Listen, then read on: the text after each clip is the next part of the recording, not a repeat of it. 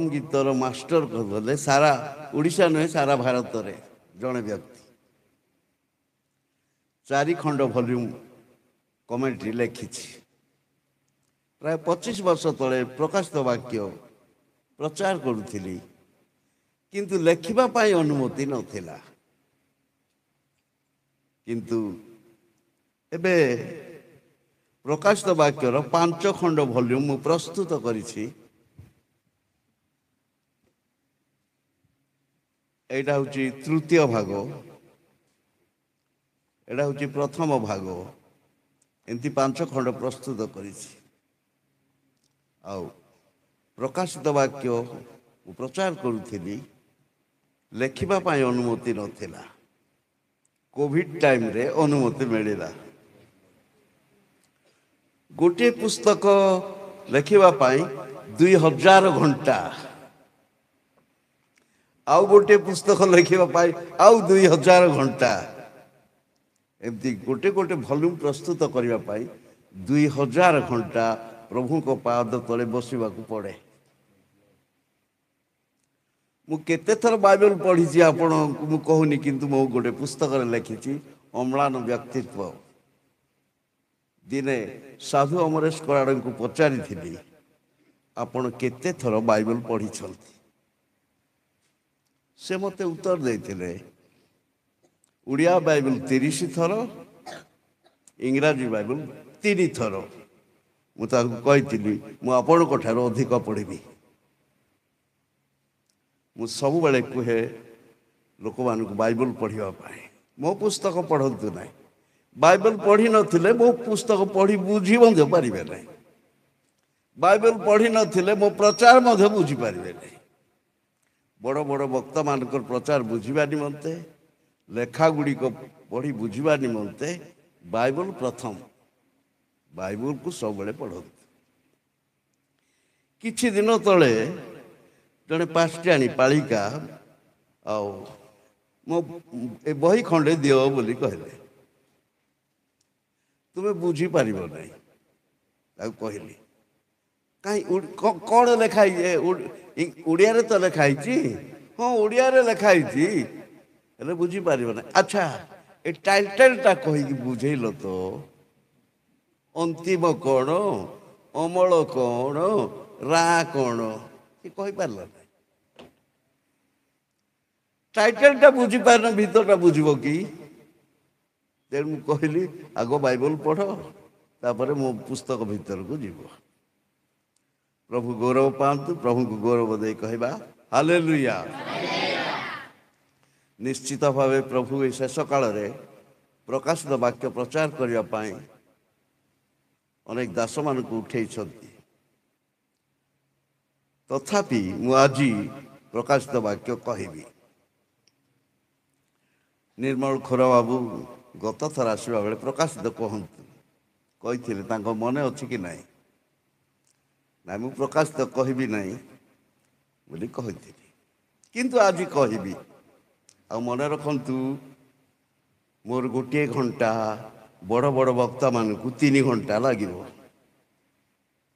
3 ଘଣ୍ଟାର ବାକ୍ୟ 1 ଘଣ୍ଟାରେ ସଂଗ୍ରହ କରୁଛନ୍ତି ବୋଲି ମନେ କରିବେ। ପ୍ରକାଶିତ ବାକ୍ୟ ଅତି ଜରୁରୀ ପୁସ୍ତକ। ବୁଝୁ କି ନ ବୁଝୁ ପଢ଼ିବେ। 1 ପର୍ବର 3 ପଦର ପ୍ରତିଜ୍ଞା, ଯେ ପାଠ କରେ, ଯେଉଁମାନେ ଶ୍ରବଣ କରନ୍ତି, ଯେଉଁମାନେ ପାଳନ କରନ୍ତି ଧନ୍ୟ। ପାଠ କରିବା, ପଠନ କରିବା ଲୋକ ମଧ୍ୟ ଧନ୍ୟ, ଆଉ ଶୁଣିବା ଲୋକ ମଧ୍ୟ ଧନ୍ୟ। ଆପଣଙ୍କୁ ପ୍ରକାଶିତ ବାକ୍ୟ ପଢ଼ି ବୁଝିବା ପାଇଁ କଷ୍ଟ ହେଲେ ମଧ୍ୟ ପଢ଼ନ୍ତୁ, କାରଣ ପବିତ୍ର ଆତ୍ମା ପ୍ରକାଶ କରନ୍ତି, ଯେ ପାଠ କରେ ସେ ଧନ୍ୟ। ତେବେ ମୁଁ ଆଜି ପ୍ରକାଶିତ ବାକ୍ୟ କହିବି, ଧୈର୍ଯ୍ୟର ସହିତ ଶୁଣିବେ। ଯେଭଳି ଜେନାବାବୁ କହୁଥିଲେ, ବାକ୍ୟ ସବୁଠାରୁ ମୁଖ୍ୟ ଉପାସନାର। ଆଉ ପ୍ରକାଶିତ ବାକ୍ୟ ଅତି ଜରୁରୀ। ମୁଁ 12 ଅଧ୍ୟାୟରୁ କହିବି। ପ୍ରକାଶିତ ବାକ୍ୟ 12 ଅଧ୍ୟାୟରୁ କହିବି। ଗୋଟେ 5 ଘଣ୍ଟାର ପ୍ରସଙ୍ଗକୁ 1 ଘଣ୍ଟାରେ କହିବାକୁ ପଡ଼ିବ। 1 ଘଣ୍ଟା ମଧ୍ୟ ନୁହେଁ, ପ୍ରାୟ 45 ମିନିଟରେ କହିବାକୁ ପଡ଼ିବ। ତେବେ କ'ଣ ଛାଡ଼ିବାକୁ ହେବ କ'ଣ ରଖିବାକୁ ହେବ ତା ଟେକ୍ନିକ୍ ସବୁ ପ୍ରଭୁ ଦେଇଛନ୍ତି। ସେଥିପାଇଁ ଅନ୍ୟମାନେ 3 ଘଣ୍ଟା ଯେଉଁଟା କରିବେ 1 ଘଣ୍ଟାରେ କରିପାରୁ। ତାର ସବୁ ଟେକ୍ନିକ୍ ଅଛି। କେଉଁଟା କହିବେ କେଉଁଟା ଛାଡ଼ିଦେଲେ ମଧ୍ୟ ଛଡ଼ାଗଲା ବୋଲି ଜାଣିପାରିବେ ନାହିଁ ଲୋକ। ପ୍ରକାଶିତ 12 ଅଧ୍ୟାୟରେ ସୂର୍ଯ୍ୟ ପରିହିତା ସ୍ତ୍ରୀ କଥା କହିବି। ସେହି ସ୍ଥାନରେ ଯୋହନଙ୍କ ଦର୍ଶନରେ 2ଟି ଲକ୍ଷଣ, ଗୋଟିଏ ମହାଲକ୍ଷଣ ଆଉ ଗୋଟିଏ ଲକ୍ଷଣ। 1-2 ପଦରେ ଆଉ ମହାଲକ୍ଷଣ ସୂର୍ଯ୍ୟ ପରିହିତା ସ୍ତ୍ରୀ, ପାଦ ତଳେ ଚନ୍ଦ୍ର, 12 ନକ୍ଷତ୍ର ଖଚିତ ଗୋଟିଏ ମୁକୁଟ ପିନ୍ଧିଥିଲେ। 3 ଏବଂ 4 ପଦରେ ଆଉ ଏକ ଲକ୍ଷଣ ଲୋହିତ ବର୍ଣ୍ଣର ପ୍ରକାଣ୍ଡ ସର୍ପ। ଏ 2ଟା କଥା ଆମେ ଦେଖୁଛୁ। ତେବେ ଏଇ ଲୋହିତ ବର୍ଣ୍ଣର ପ୍ରକାଣ୍ଡ ସର୍ପ କିଏ, ସେ କଥା ଆଲୋଚନା ଯୋଗ୍ୟ। ତାର ବର୍ଣ୍ଣ ଲୋହିତ କ'ଣ? Red dragon. କାହିଁକି ନା ସେଇ ସର୍ପ ବା ଶୟତାନର ବର୍ଣ୍ଣ ଲୋହିତ ବର୍ଣ୍ଣ, because he was murderer from the beginning। କାରଣ ସେ ଆଦ୍ୟରୁ ନରଘାତକ। 8 ପର୍ବ 44 ପଦ, ପୁସ୍ତକର ନାମ କହୁନି। ସେ ଆଦ୍ୟର ନରଘାତକ ଥିଲେ। ତେଣୁ ତାଙ୍କର ବର୍ଣ୍ଣ ଲୋହିତ ବର୍ଣ୍ଣ। ତାର 7 ମସ୍ତକ ଓ 10 ଶୃଙ୍ଗ। କୌଣସି ଚିଡ଼ିଆଖାନାରେ ଏମିତିକାର ପଶୁକୁ ଦେଖିପାରିବେ ନାହିଁ। ଏଦନ ଉଦ୍ୟାନରେ ମଧ୍ୟ ନଥିଲା। 7 ମସ୍ତକ ଆଉ 10 ଶୃଙ୍ଗ। ସେ ଲୋହିତ ବର୍ଣ୍ଣର ପ୍ରକାଣ୍ଡ ସର୍ପ ଓ 7 ମସ୍ତକ 10 ଶୃଙ୍ଗ। ପିତା ଈଶ୍ୱର, ପୁତ୍ର ଈଶ୍ୱର, ପବିତ୍ର ଆତ୍ମା ଈଶ୍ୱର, ଯେ ଭଳି ତ୍ରିତ୍ୱ ଈଶ୍ୱର, ଶୟତାନର ମଧ୍ୟ ତ୍ରିତ୍ୱ ଅଛି। ପିତା ଶୈତାନ, ପୁତ୍ର ଶୈତାନ ଆଉ ଆତ୍ମା ଶୈତାନ। ପିତା ଶୈତାନ ଡ୍ରାଗନ ସର୍ପ, ଲୋହିତ ବର୍ଣ୍ଣର ପ୍ରକାଣ୍ଡ ସର୍ପ। ପୁତ୍ର ଶୈତାନ ବିଷ୍ଟ ବା ପଶୁ। 13 ପର୍ବର 1 ପଦରେ ଆଉ ସେଇ ପଶୁକୁ ଦେଖିଲେ। 13 ପର୍ବର 11 ପଦରେ ସମୁଦ୍ରରୁ ଆସିବାର ପଶୁ। 1 ପଦରେ ଭୂମିରୁ ଆସିବାର ପଶୁ। ଏଇ 3 ଜଣ ତ୍ରିତ୍ୱ ଶୈତାନ। ଏମାନଙ୍କୁ ଦିନେ ପତନ କରାଯିବ। ଯୋହନଙ୍କ ଦର୍ଶନରେ 20 ପର୍ବର 10 ପଦରେ ମୁଁ ଯେଉଁ ପଶୁକୁ ଦେଖିଲି, ଯେଉଁ ଦିଆବଳ ସେମାନଙ୍କୁ ଭ୍ରାନ୍ତ କରୁଥିଲା, ତାହାକୁ ଅଗ୍ନି ଓ ଗନ୍ଧକମୟ ହ୍ରଦରେ ନିକ୍ଷେପ କରାଗଲା। ସେଠାରେ ସେହି ପଶୁ ଓ ଭଣ୍ଡ ଭାବବାଦୀ ମଧ୍ୟ ଥିଲେ। ସେମାନେ ଦିବାରାତ୍ର ଯୁଗେ ଯୁଗେ ଯନ୍ତ୍ରଣା ଭୋଗ କରିବେ। ଯେଉଁ ଦିଆବଳ ଭ୍ରାନ୍ତ କରୁଥିଲା, ଅର୍ଥାତ୍ ଦିଆବଳ ରେଡ୍ ଡ୍ରାଗନ, ତାକୁ ପରେ ପକାଗଲା। ତା ପୂର୍ବରୁ ପଶୁ ଭଣ୍ଡ ଭାବବାଦୀ ଥିଲେ, ବିଷ୍ଟ ଆଉ ଫାଲ୍ସ ପ୍ରଫେଟ ଥିଲେ। ଆଉ ସେମାନଙ୍କର ପତନ, ଯାହାକୁ କୁହାଯାଏ ଦ ଡୁମ୍ ଅଫ୍ ସାଟାନିକ୍ ଟ୍ରିନିଟି, ତ୍ରିତ୍ୱ ଶୟତାନର ପତନ। ଯେଉଁ ଦିଆବଳ ସେମାନଙ୍କୁ ଭ୍ରାନ୍ତ କରୁଥିଲା, ତାହାକୁ ଅଗ୍ନି ଓ ଗନ୍ଧକମୟ ହ୍ରଦରେ ନିକ୍ଷେପ କରାଗଲା। ସେଠାରେ ସେହି ପଶୁ ଓ ଭଣ୍ଡ ଭାବବାଦୀ ମଧ୍ୟ ଥିଲେ। ସେମାନେ ଦିବାରାତ୍ର ଯୁଗେ ଯୁଗେ ଯନ୍ତ୍ରଣା ଭୋଗ କରିବେ। ତେବେ ତ୍ରିତ୍ୱ ଶୈତାନ ଅଛି। ପୁତ୍ର ଶୈତାନ ଅର୍ଥାତ୍ ବିଷ୍ଟ, ଯାହାକୁ ଆମେ ଦେଖୁଛୁ 13 ପର୍ବର 1 ପଦରେ ଭୂମିରୁ ଆସିଥିବା ପଶୁ, ଭୂମିରୁ ଉଠି ଆସିଥିବା ପଶୁ। ତାହାର ମଧ୍ୟ 7 ମସ୍ତକ 10 ଶୃଙ୍ଗ। ପିତା ଶୈତାନର 7 ମସ୍ତକ 10 ଶୃଙ୍ଗ। ଏବେ ପୁତ୍ର ଶୈତାନର ମଧ୍ୟ 7 ମସ୍ତକ 10 ଶୃଙ୍ଗ। ପିତା ଯେସନ, ପୁତ୍ର ତେସନ। ହେଲେ ଯୋହନଙ୍କର ଦର୍ଶନରେ 2ଟି ଲକ୍ଷଣ, ଗୋଟିଏ ମହାଲକ୍ଷଣ ଆଉ ଏକ ଲକ୍ଷଣ। ମହାଲକ୍ଷଣ କ'ଣ? ସୂର୍ଯ୍ୟ ପରିହିତା ସ୍ତ୍ରୀ। କେତେକ ମତ ଦିଅନ୍ତି এই ସୂର୍ଯ୍ୟ ପରିହିତା ସ୍ତ୍ରୀ ମରିୟମ। ରୋମାନ କାଥୋଲିକ ଲୋକମାନଙ୍କ ମତବାଦ ମରିୟମ। ଆହୁରି କେତେକ ମତ ଦିଅନ୍ତି এই ସୂର୍ଯ୍ୟ ପରିହିତା ସ୍ତ୍ରୀ ମଣ୍ଡଳୀ। ଟିପିଏମ୍ ଲୋକମାନଙ୍କର ମତବାଦ ମଣ୍ଡଳୀ। ଯଦି କାଥୋଲିକ କମେଣ୍ଟ୍ରି ପଢ଼ିଛନ୍ତି କିମ୍ବା ଟିପିଏମ୍ ମତବାଦ ବହି ପଢ଼ିଛନ୍ତି, এই ଦୁଇ ପ୍ରକାର ମତବାଦ ଦିଆଯାଏ। କିନ୍ତୁ ଆମେ ଜାଣି ରଖୁ ସେଇ ସୂର୍ଯ୍ୟ ପରିହିତା ସ୍ତ୍ରୀ ମରିୟମ ନୁହନ୍ତି କି ମଣ୍ଡଳୀ ମଧ୍ୟ ନୁହେଁ। ସଂକ୍ଷେପରେ କହିବି କାହିଁକି ମରିୟମ ନୁହେଁ। ପ୍ରକାଶିତ ପୁସ୍ତକରେ ଯାହା ସବୁ ଲେଖା ଅଛି ଆକ୍ଷରିକ ନୁହେଁ, ରୂପକ। ସମୁଦ୍ର କହିଲେ ପ୍ରକୃତ ସମୁଦ୍ର ନୁହେଁ, ପର୍ବତ କହିଲେ ପ୍ରକୃତ ପର୍ବତ ନୁହେଁ। ଯିଶାୟା ପୁସ୍ତକ 57:20 ପଦରେ ଲେଖାଯାଏ, ଦୁଷ୍ଟମାନେ ତରଙ୍ଗିତ ସମୁଦ୍ର ତୁଲ୍ୟ। ଦୁଷ୍ଟମାନେ ତରଙ୍ଗିତ ସମୁଦ୍ର ତୁଲ୍ୟ। ତାର ଅର୍ଥ ସମୁଦ୍ର କାହାକୁ ବୁଝାଏ? ଦୁଷ୍ଟମାନଙ୍କୁ ବୁଝାଏ। ତେଣୁ ପ୍ରକାଶିତ ପୁସ୍ତକର ବିଷୟବସ୍ତୁ ଆକ୍ଷରିକ ନୁହେଁ। ତେଣୁ এই ସ୍ତ୍ରୀ ମଧ୍ୟ ଆକ୍ଷରିକ ସ୍ତ୍ରୀ ନୁହେଁ, ମରିୟମ ନୁହେଁ। ଆଉ ଆମେ ଜାଣି ରଖୁ ଦ୍ୱାଦଶ ନକ୍ଷତ୍ର ଧାରଣ କରିବା ସ୍ତ୍ରୀ ଲୋକ। ଗୋଟିଏ ଗୋଟିଏ ନକ୍ଷତ୍ର ପୃଥିବୀ ଠାରୁ ବହୁ ଗୁଣରେ ବଡ଼। ଯଦି 12ଟା ନକ୍ଷତ୍ର ଧାରଣ କରୁଛନ୍ତି ଜଣେ ସ୍ତ୍ରୀ ଲୋକ, ହନୁମାନ ପର୍ବତ ବୋହି ନେବା ସଙ୍ଗେ ସମାନ ହେବ। ତେଣୁ ମରିୟମ ମତବାଦ ଠିକ ନୁହେଁ। ତାପରେ ସେଇ ସ୍ତ୍ରୀ ଲୋକ ପ୍ରାନ୍ତରକୁ ପଳାୟନ କଲେ। ସର୍ପ ବା ଶୟତାନ ଉଦ୍ଗାର କଲା, ନଦୀ ତୁଲ୍ୟ ଜଳ ଉଦ୍ଗାର କଲା, ସେ ପ୍ରାନ୍ତରକୁ ପଳାୟନ କଲେ। ସନ୍ତାନକୁ ଛାଡ଼ି ସେ ପଳାୟନ କଲେ। ଏକା ଯିବା କଥା ଜହନ ଦେଖିଛନ୍ତି। ଯଦି ମରିୟମ ହେଇଥାନ୍ତେ ତା ସନ୍ତାନକୁ ସାଥିରେ ନେଇଥାନ୍ତେ। ହେରୋଦ ରାଜା ଯେତେବେଳେ ଶିଶୁଙ୍କୁ ହତ୍ୟା କରିବାକୁ ଚେଷ୍ଟା କରିଥିଲେ, ସେତେବେଳେ ଯୋସେଫ ମରିୟମ ଶିଶୁଙ୍କୁ ଘେନି ଯାଇଥିଲେ, ଆଉ ମରିୟମଙ୍କ ସହିତ ଯୀଶୁଖ୍ରୀଷ୍ଟ ଥିଲେ। ତେଣୁ ୟା ଉପରେ ମତବାଦ ଆହୁରି ବସି ଲେଖିଛି। ମୁଁ ଏତିକିରେ ମୁଁ ଚୁମ୍ବକରେ କହୁଛି ଯେ ମରିୟମ ମତବାଦ ଠିକ ନୁହେଁ। ଆଉ ଦ୍ୱିତୀୟ ମତବାଦ, ଏହି ସୂର୍ଯ୍ୟ ପରିହିତା ସ୍ତ୍ରୀ ଲୋକଟି ମଣ୍ଡଳୀ ବୋଲି କୁହାଯାଏ। କହନ୍ତି କେତେକ, ବିଶେଷ କରି ଟିପିଏମ୍ ପେଣ୍ଟିକଷ୍ଟ ମିଶନ ଲୋକମାନେ ଧଳା ଧଳା ପୋଷାକ ପିନ୍ଧିବେ, ସେମାନଙ୍କର ମତବାଦ।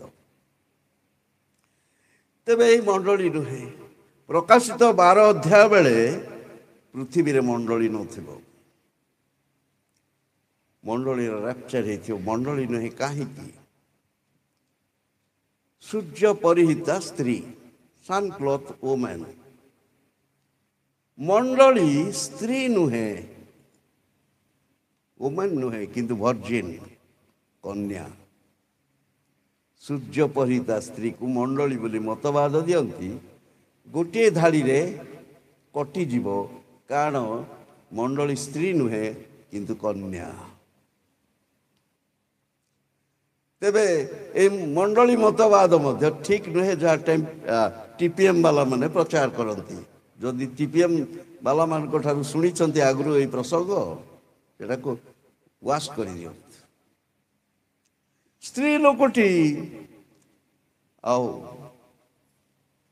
ପୁତ୍ର ସନ୍ତାନକୁ ଜନ୍ମ କଲା, ଯିଏକି ଲୌହ ଦଣ୍ଡରେ ପୃଥିବୀକୁ ଶାସନ କରିବେ। ସେ ଯୀଶୁଙ୍କ ବ୍ୟତୀତ ଆଉ କେହି ନୁହନ୍ତି। କାରଣ ଭବିଷ୍ୟତବାଣୀ ଗୀତ ସଂହିତା 2 ପର୍ବର 9 ପଦରେ ଏବଂ ତାହାର ସଫଳତା ପ୍ରକାଶିତ 19 ପର୍ବର 15 ପଦରେ। ମଣ୍ଡଳୀ ଖ୍ରୀଷ୍ଟଙ୍କୁ ଜନ୍ମ ଦେବା ଅସମ୍ଭବ। ମଣ୍ଡଳୀ ଖ୍ରୀଷ୍ଟଙ୍କୁ ଜନ୍ମ ଦେବା ଅସମ୍ଭବ। ତେଣୁ ମଣ୍ଡଳୀ ମତବାଦ ମଧ୍ୟ ଠିକ ନୁହେଁ। ତେବେ ପ୍ରଶ୍ନ ଉଠେ, ସେଇ ସ୍ତ୍ରୀ ଜଣକ କିଏ? ସୂର୍ଯ୍ୟ ପରି ତା ସ୍ତ୍ରୀ ଜଣକ କିଏ? ସମସ୍ତେ କୁହନ୍ତୁ କିଏ? ତାହା ଏବେ ଜାଣିବାକୁ ହବ। ଯଦି ଜାଣିବେ ନାହିଁ ତାହେଲେ ଭିନ୍ନ ଭିନ୍ନ ଲୋକ ଭିନ୍ନ ପ୍ରକାର ମତବାଦ ଦେଲେ ତା ପଛରେ ଦୌଡ଼ିବେ। ଯୀଶୁଖ୍ରୀଷ୍ଟ କହିଛନ୍ତି ତୁମେମାନେ ସତ୍ୟ ଜ୍ଞାତ ହେବ, ସେଇ ସତ୍ୟ ତୁମମାନଙ୍କୁ ମୁକ୍ତ କରିବ। କୋଉଠି ଲେଖା ଅଛି?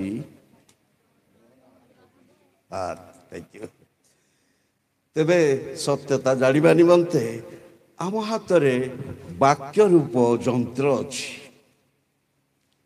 ବେରୋୟାର ଖ୍ରୀଷ୍ଟ ବିଶ୍ୱାସୀ ମାନଙ୍କ କଥା ମନେ ପଡ଼େ। ପ୍ରେରିତ 17 ପର୍ବ 11 ପଦରେ ଏହି ସମସ୍ତ ସତ୍ୟ କି ନା ତାହା ଜାଣିବା ନିମନ୍ତେ ପ୍ରତିଦିନ ଶାସ୍ତ୍ର ଅନୁସନ୍ଧାନ କରୁଥିଲେ। ପାଉଲ ଭଳି ଲୋକଙ୍କର କଥାକୁ ଏଇଟା ସତ ନା ମିଛ ବୋଲି ଶାସ୍ତ୍ର ଅନୁସନ୍ଧାନ କରୁଥିଲେ। ମୁଁ ବା କେତେ ବା ଆପଣ ବା କେତେ? କେଡ଼େ କେଡ଼େ ବକ୍ତା ହେଲେ ମଧ୍ୟ ସେମାନେ କେତେ? ପାଉଲଙ୍କର ଶିକ୍ଷାକୁ ଏ ସମସ୍ତ ସତ ନା ମିଛ ଜାଣିବା ନିମନ୍ତେ ପ୍ରତିଦିନ ଶାସ୍ତ୍ର ଅନୁସନ୍ଧାନ କରୁଥିଲେ। ଆମ ପାଖରେ ଅଛି ଶାସ୍ତ୍ର, ବାକ୍ୟ ରୂପକ ଯନ୍ତ୍ର। ତାକୁ ପକେଇ କୋଉଟା ଠିକ ତାହା ଆମେ ଜାଣିବା କର୍ତ୍ତବ୍ୟ। ପ୍ରଭୁ ଆମମାନଙ୍କୁ ବେରୋୟାର ଖ୍ରୀଷ୍ଟ ବିଶ୍ୱାସୀ ମାନଙ୍କୁ ପରି କରନ୍ତୁ। ସମସ୍ତେ କହନ୍ତୁ ଆମେନ୍। ତେବେ ସେଇ ସ୍ତ୍ରୀ ଜଣକ କିଏ ତାହା ବୁଝିବା ନିମନ୍ତେ ମୁଁ ଆଦି ପୁସ୍ତକ 37 ପର୍ବ 9 ପଦ ପାଖକୁ ନେବି। ଯୋସେଫଙ୍କର ସ୍ୱପ୍ନ ପାଖକୁ ଯିବା। ଅନନ୍ତର ଯୋସେଫ ଆଉ ଗୋଟିଏ ସ୍ୱପ୍ନ ଦେଖି କହିଲେ, ଦେଖ ସୂର୍ଯ୍ୟ ଚନ୍ଦ୍ର ଓ ଏକାଦଶ ନକ୍ଷତ୍ର ମୋତେ ପ୍ରଣାମ କଲେ। ସୂର୍ଯ୍ୟ କିଏ? ତାଙ୍କର ବାପା। ଚନ୍ଦ୍ର କିଏ? ତାଙ୍କ ମା। ଏକାଦଶ ନକ୍ଷତ୍ର କିଏ? ତାଙ୍କର 11 ଜଣ ଭାଇ। ସ୍ୱପ୍ନ ଦର୍ଶକ ଯୋସେଫକୁ ନିଜକୁ ମିଶେଇ ଦେଲେ 12 ଜଣ ଭାଇ, 12 ଜଣ ନକ୍ଷତ୍ର। ହାଲେଲୁୟା। ହିବ୍ରୁ ଭାଷାରେ 3 ଗୋଟି ଶବ୍ଦ, କମ୍ପାଉଣ୍ଡ ୱାର୍ଡ। ହାଲେଲ ଲୁ ୟା ବା ଯା। ହାଲେଲ ପ୍ରଶଂସା, ଲୁ ତୁମ୍ଭେମାନେ, ୟା ବା ଯା ପରମେଶ୍ୱର ବା ସଦାପ୍ରଭୁ। ତୁମ୍ଭେମାନେ ସଦାପ୍ରଭୁଙ୍କର ପ୍ରଶଂସା କର। ମୁଁ କହିବି ହାଲେଲୁ, ଆପଣ କହିବେ ୟା। ସିମ୍ପ୍ଲିଫାଇ ହେଇଯିବ। ହାଲେଲୁ ହାଲେଲୁ। ଅନନ୍ତର ଯୋସେଫ ଆଉ ଗୋଟିଏ ସ୍ୱପ୍ନ ଦେଖି କହିଲେ, ଦେଖ ସୂର୍ଯ୍ୟ ଚନ୍ଦ୍ର ଓ ଏକାଦଶ ନକ୍ଷତ୍ର ମୋତେ ପ୍ରଣାମ କଲେ। ସୂର୍ଯ୍ୟ ତାଙ୍କ ବାପା, ଚନ୍ଦ୍ର ତାଙ୍କ ମା, ଏକାଦଶ ନକ୍ଷତ୍ର ତାଙ୍କର 11 ଜଣ ଭାଇ। ଯୋସେଫଙ୍କୁ ମିଶେଇ ଦେଲେ 12 ଜଣ ଭାଇ। ସେଇଠି ରହିଲା ସୂର୍ଯ୍ୟ, ସେଇଠି ରହିଲା ଚନ୍ଦ୍ର, ସେଇଠି ରହିଲା ଦ୍ୱାଦଶ ନକ୍ଷତ୍ର। ତେଣୁ ସେଇ ସ୍ତ୍ରୀ ଜଣକ ମରିୟମ ନୁହନ୍ତି କି ମଣ୍ଡଳୀ ନୁହେଁ, କିନ୍ତୁ ଇସ୍ରାଏଲ। ଇସ୍ରାଏଲ ଯିଶା ଭବିଷ୍ୟତ ବକ୍ତାଙ୍କ ପୁସ୍ତକ ପାଖକୁ ଆମେ ଯିବା 9 ପର୍ବର 6 ପଦରେ। ଆମମାନଙ୍କ ନିମନ୍ତେ ଏକ ବାଳକ ଜନ୍ମି ଅଛନ୍ତି, ଆମମାନଙ୍କୁ ଏକ ପୁତ୍ର ଦତ୍ତ ହୋଇ ଅଛନ୍ତି। ଆମ୍ଭମାନଙ୍କ ନିମନ୍ତେ କାହା ନିମନ୍ତେ? ସେତେବେଳେ ମଣ୍ଡଳୀ ନଥିଲା, ମଣ୍ଡଳୀ ଯୁଗର ବିଶ୍ୱାସୀ ମାନେ ନଥିଲେ। ପେଣ୍ଟିକଷ୍ଟ ଦିନରୁ ଆରମ୍ଭ ହେଲା। ସେତେବେଳେ ଇସ୍ରାଏଲ ମଣ୍ଡଳୀ ଥିଲା। ଯିଶା ସେତେବେଳେ କହିଛନ୍ତି ଆମମାନଙ୍କ ନିମନ୍ତେ। ସେତେବେଳେ ନୂତନ ନିୟମର ମଣ୍ଡଳୀ ନଥିଲା, ଆମେମାନେ ସବୁ ନଥିଲୁ। ଏବେ ବିଶ୍ୱାସ ଦ୍ୱାରା ଆମେ ଇସ୍ରାଏଲ ହେଇଥିବା ଯୋଗୁଁ ଆମେ ତାଙ୍କ ସହିତ ମିଶେଇ କହୁଛୁ ଆମମାନଙ୍କ ନିମନ୍ତେ।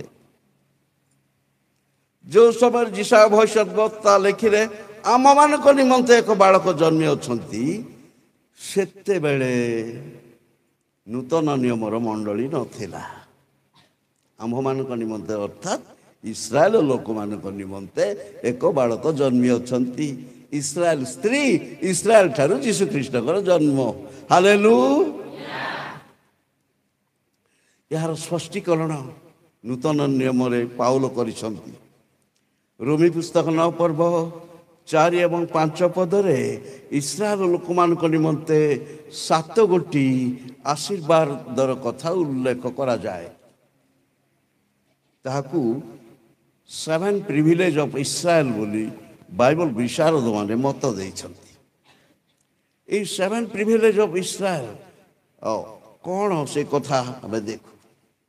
They are Israelites to whom pertain the adoption, the glory, the covenant, the law. ଏମାନେ ତ ଇସ୍ରାଏଲୀୟ ପୁତ୍ରତ୍ୱ, ଗୌରବ, ନିୟମ ସମୂହ, ପ୍ରତିଜ୍ଞା, ଉପାସନା। ପିତୃପୁରୁଷମାନେ ସେମାନଙ୍କର ଶାରୀରିକ ଭାବେ ଖ୍ରୀଷ୍ଟ ସେମାନଙ୍କ ଠାରୁ ଉତ୍ପନ୍ନ। ଶେଷଟି କଥା, ଶାରୀରିକ ଭାବେ ଖ୍ରୀଷ୍ଟ ସେମାନଙ୍କ ଠାରୁ ଉତ୍ପନ୍ନ କେଉଁଠୁ? ଇସ୍ରାଏଲ ଠାରୁ। ତେଣୁ ଯିଶାୟ ଭବିଷ୍ୟତ ବକ୍ତା କହିଥିଲେ, ଆମମାନଙ୍କ ନିମନ୍ତେ ଏକ ବାଳକ ଜନ୍ମି ଅଛନ୍ତି, ଆମମାନଙ୍କୁ ଏକ ପୁତ୍ର ଦତ୍ତ ହୋଇଅଛନ୍ତି। ଆମମାନଙ୍କ ନିମନ୍ତେ ପ୍ରେରିତ ପାଉଲ ନୂତନ ନିୟମରେ ତାକୁ ସ୍ପଷ୍ଟୀକରଣ କରିଛନ୍ତି। ଆମେ ନୂତନ ନିୟମର ଇସ୍ରାଏଲ ହେଇଥିବା ଯୋଗୁଁ ଆମମାନଙ୍କ ନିମନ୍ତେ ମଧ୍ୟ ଯୀଶୁ ଆସିଛନ୍ତି। ଏବଂ ଜାଣି ରଖୁ, ଶେଷ କଥା, 7 ଗୋଟି ବିଷୟ ମଧ୍ୟରୁ ଶାରୀରିକ ଭାବେ ଖ୍ରୀଷ୍ଟ ସେମାନଙ୍କ ଠାରୁ ଉତ୍ପନ୍ନ। ପିତୃପୁରୁଷମାନେ ମଧ୍ୟ ସେମାନଙ୍କର, ଅବ୍ରାହମ, ଇସାକ ମଧ୍ୟ ସେମାନଙ୍କର, ଆଉ ଖ୍ରୀଷ୍ଟ ମଧ୍ୟ ସେମାନଙ୍କର। ସୂର୍ଯ୍ୟ ପରିହିତା ସ୍ତ୍ରୀ ଇସ୍ରାଏଲ, ଆଉ ଇସ୍ରାଏଲ ଠାରୁ ଯୀଶୁ ଖ୍ରୀଷ୍ଟଙ୍କର ଜନ୍ମ, ଏହା ସୁସ୍ପଷ୍ଟ। ମୁଁ ଅନେକ କଥା ଲେଖିଛି, ମୁଁ ଚୁମ୍ବକରେ କହୁଛି, କେଉଁଟା ଛାଡ଼ିବାକୁ ହେବ, କେଉଁଟା ରଖିବାକୁ ହେବ, ତାର ଟେକ୍ନିକ୍ ମୋ ପାଖରେ ଅଛି। ତେଣୁ ମୁଁ ଯେଉଁଟା ଘଣ୍ଟାକୁ କହିବି ସେଇଟା ଲୋକ 3 ଘଣ୍ଟା 4 ଘଣ୍ଟା କରିଦିଅନ୍ତି। ତେବେ ଏଇ ସୂର୍ଯ୍ୟ ପରିହିତା ସ୍ତ୍ରୀ ସନ୍ତାନକୁ ଜନ୍ମ ଦେଲା। ଲୋହିତ ବର୍ଣ୍ଣର ପ୍ରକାଣ୍ଡ ସର୍ପ ସେହି ସନ୍ତାନକୁ ଗ୍ରାସ କରିବାକୁ ଚେଷ୍ଟା କଲା। ସେହି ସର୍ପ ଲାଙ୍ଗୁଳରେ ସେ 1/3 ନକ୍ଷତ୍ରକୁ ଆକର୍ଷଣ କରି ନିକ୍ଷେପ କଲା। ତେବେ ଲାଙ୍ଗୁଳ ପ୍ରତି ଆମେ ସାବଧାନ ହେବା ଉଚିତ। ଆଉ ଏ ଲାଙ୍ଗୁଳ କ'ଣ ହେବ ସେ କଥା କହିବି। ଯିଶାୟ ପୁସ୍ତକ 9 ପର୍ବ 15 ପଦରେ, ପ୍ରାଚୀନ ଓ ସମ୍ଭ୍ରାନ୍ତ ଲୋକ ସେହି ମସ୍ତକ, ମିଥ୍ୟା ଶିକ୍ଷା ଦାୟୀ ଭବିଷ୍ୟତ ବକ୍ତା ଲାଙ୍ଗୁଳ। ସବୁବେଳେ ଗୋଟେ ଗୋଟେ ହାଇଲାଇଟ୍ ପେନ୍ ରଖିଥିବେ। ଯେଉଁଠି ଅଣ୍ଡରଲାଇନ୍ କରିବାକୁ ହେବ କରିବେ। ଯଦି ହାଇଲାଇଟ୍ ପେନ୍ ପାଖରେ ଅଛି, ଲୋକ ଦେଖେ ଏଇ ବାଇବଲ ଷ୍ଟଡି କରିବା ଲୋକ, ପରିଚୟ ଦେଇ ସିଗ୍ନାଲ ଦେଇଦେବ। ତେବେ ଲାଙ୍ଗୁଳ କିଏ? ମିଥ୍ୟା ଶିକ୍ଷାଦାୟୀ ଭବିଷ୍ୟତ ବକ୍ତା ଲାଙ୍ଗୁଳ। ପ୍ରାଚୀନ ଓ ସମ୍ଭ୍ରାନ୍ତ ଲୋକ ମସ୍ତକ, ମିଥ୍ୟା ଶିକ୍ଷାଦାୟୀ ଭବିଷ୍ୟତ ବକ୍ତା ଲାଙ୍ଗୁଳ। ତେଣୁ ଲାଙ୍ଗୁଳ ପ୍ରତି ସାବଧାନ। ପ୍ରଭୁ ଯୀଶୁ ଖ୍ରୀଷ୍ଟ ମଧ୍ୟ କହିଛନ୍ତି, ଶେଷ ସମୟରେ ଅନେକ ସବୁ ଲାଙ୍ଗୁଳ ବାହାରିବେ, ମିଥ୍ୟା ଭବିଷ୍ୟତ ବକ୍ତା, ଶିକ୍ଷକମାନେ ବାହାରିବେ। କିନ୍ତୁ ମନେ ରଖୁ, ଏହି ହେଉଛି ପ୍ରକାଶିତ ବାକ୍ୟ। ସେଥିରେ କିଛି ଯୋଡ଼ା ଯାଇପାରିବ ନାହିଁ କି ମିଶା ଯାଇପାରିବ ନାହିଁ। ବହୁତ ସାବଧାନ। ସେଥିପାଇଁ ଯଦି ବା 25 ବର୍ଷ ତଳେ ମୁଁ ପ୍ରକାଶିତ ବାକ୍ୟ ପ୍ରଚାର କରୁଥିଲି, ଲେଖିବା ପାଇଁ ଅନୁମତି ନଥିଲା। ଏବେ ପ୍ରକାଶିତ ବାକ୍ୟର 5 ଭଲ୍ୟୁମ୍ ପ୍ରସ୍ତୁତ କରିଛି। ଶେଷ କାଳରେ ଯେମିତି ପ୍ରକାଶିତ ବାକ୍ୟର ସତ୍ୟତାକୁ ଲୋକମାନେ ଜାଣିବେ। ଯୀଶୁ କହିଛନ୍ତି, ତୁମାନେ ସତ୍ୟ ଜ୍ଞାତ ହେବ, ସେହି ସତ୍ୟ ତୁମମାନଙ୍କୁ ମୁକ୍ତ କରିବ। You shall know the truth and the truth shall set you free। ପ୍ରଭୁ ଆମମାନଙ୍କୁ ସତ୍ୟତା ଜ୍ଞାନ ଜାଣିବା ନିମନ୍ତେ ସାହାଯ୍ୟ କରନ୍ତୁ। ତେବେ ଲାଙ୍ଗୁଳ ପ୍ରତି ଆମେ ଅତ୍ୟନ୍ତ ସାବଧାନ ହେବା ଉଚିତ। ତେବେ ସେଇ ସ୍ତ୍ରୀ ଲୋକକୁ ସେଇ ସନ୍ତାନକୁ ଗ୍ରାସ କରିବା ପାଇଁ ଏ ଲୋହିତ ବର୍ଣ୍ଣର ପ୍ରକାଣ୍ଡ ସର୍ପ ଶୟତାନ ଠିଆ ହେଲା। ତେବେ ଆମେ ଦେଖୁଛୁ ସେଇ ସ୍ତ୍ରୀ ଲୋକ ପ୍ରାନ୍ତରକୁ ପଳାୟନ କଲା। 14 ପଦକୁ 6 ପଦକୁ ଯିବା। 6 ପଦରେ ଈଶ୍ୱରଙ୍କ ନିୟନ୍ତ୍ରଣରେ ପ୍ରସ୍ତୁତ ଗୋଟିଏ ସ୍ଥାନ ଥିଲା। ଇଂରାଜୀ ତର୍ଜମାରେ God had prepared a place for her. her ଶବ୍ଦ ସ୍ତ୍ରୀବାଚକ ଶବ୍ଦ। ଇସ୍ରାଏଲ ସ୍ତ୍ରୀ ସହିତ ତୁଳନା କରାଯାଏ। ସ୍ତ୍ରୀବାଚକ ଶବ୍ଦ God had prepared a place for her. ଈଶ୍ୱରଙ୍କ ଦ୍ୱାରା ପ୍ରସ୍ତୁତ ଗୋଟିଏ ସ୍ଥାନକୁ ସେ ସ୍ତ୍ରୀ ଲୋକ ଗଲା। ସେଇ ସ୍ଥାନ କ'ଣ? 14 ପଦକୁ ଆସିବେ। ଆପଣା ସ୍ଥାନକୁ ଯିବା ନିମନ୍ତେ ଉତ୍କର୍ଷ ପକ୍ଷୀର 2ଟି ପକ୍ଷ ଦତ୍ତ ହେଲା। ଆପଣା ସ୍ଥାନ। ତେବେ ପ୍ରଶ୍ନ ଉଠେ, ଇସ୍ରାଏଲର ଗୋଟିଏ ସ୍ଥାନ ଥିଲା। କ'ଣ ସେଇ ସ୍ଥାନ? ଯଦି ସେ ଆପଣା ସ୍ଥାନ ବୋଲି ପବିତ୍ର ବାଇବେଲରେ ଲେଖା ଅଛି, ଗୋଟେ ସ୍ଥାନ ଥିଲା। ଅତୀତରେ ଇସ୍ରାଏଲ ସେଇ ସ୍ଥାନରେ ବାସ କରିଥିଲେ। ପୁନର୍ବାର ସେଇ ସ୍ଥାନକୁ ଯିବାକୁ ପଡ଼ିବ। ଯୋହନଙ୍କ ଦର୍ଶନ ସଫଳ ହେବ ଆପଣା ସ୍ଥାନକୁ ଯିବା ନିମନ୍ତେ ପକ୍ଷ ଦତ୍ତ ହେଲା। ଆଉ ଇସ୍ରାଏଲ ଲୋକମାନେ ଅତୀତରେ 40 ବର୍ଷ କାଳ ପ୍ରାନ୍ତରରେ ଯାତ୍ରା କରିଥିବା ଘଟଣା ନିଶ୍ଚିତ ଭାବେ ସତ୍ୟ। ଆଉ ସେଇ ସ୍ଥାନ କ'ଣ? ସେଇ ସ୍ଥାନର ଭୌଗୋଳିକ